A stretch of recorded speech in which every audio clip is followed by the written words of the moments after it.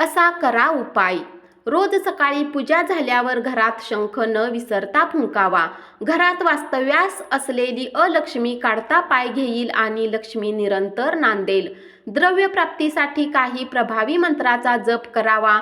जेथे भगवान विष्णू तेथे महापतिव्रता लक्ष्मी असणारच या दृष्टीने विष्णू सहस्त्रनामाचा पाठही करावा.